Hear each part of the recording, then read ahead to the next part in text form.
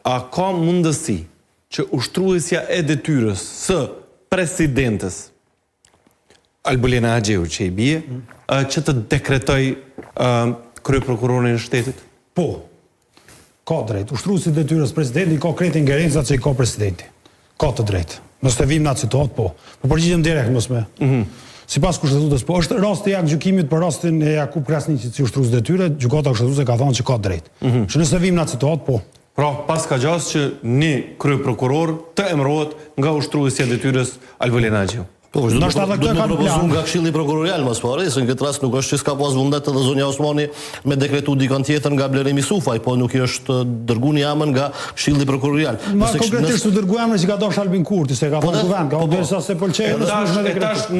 Po mu i ka Këshilli Prokurorial me dërgu një amën. Nëse ka ndryshu prokuroria në favor të vendosjes. Nëse ja dërgon çdo që i pëlqen Albin Kurti, ta dekretohet, nëse se dërgon garantoj që nuk dekretohet, se ka thonë publikisht në kuvend, ka thonë nëse s'vjen çaj që më pëlqen mua. Jo, ai ka thonë që Blerimi Sufaj nuk na pëlqen. Jo, ka thonë Blerim, po dojnë me boni kryeprokuror ka s'm pëlqen as mua, as Glaukut, as jo, se shukon fjalë për mimi i tij. Po nuk ka thonë që do të më apru dikon që më pëlqen. Po domethënë pasojë e kësaj deklarimi është për ta apru dikon. Video 12 regjia. Po du më ndru temën.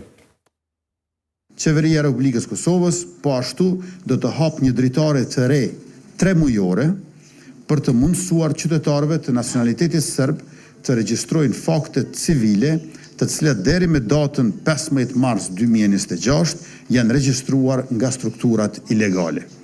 Në këtë periudhë, aplikantëve do i lejohet edhe përdorimi ekskluzivisht si mjet identifikimi i ID kartës të lëshuar nga strukturat jo legale.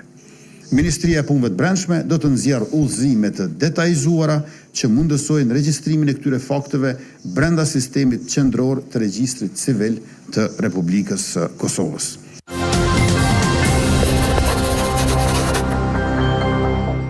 A ka ndaj qëndrim PDK-ja për çet punë? Po. Se kom ni?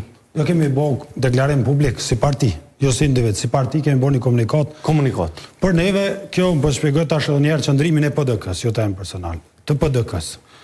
Kjo marrëveshje e shkel sovranitetin e Kosovës, sepse i mundson serbëve që me dokumentet e strukturave ilegale, si se tha Kurti, me marrë leje qëndrimi në Kosovë. Pra njën dokumentet e strukturave ilegale. Ndërkohë që neve na u ka thonë që këtu 5 vjet ju zhbon strukturat ilegale. A është kështu?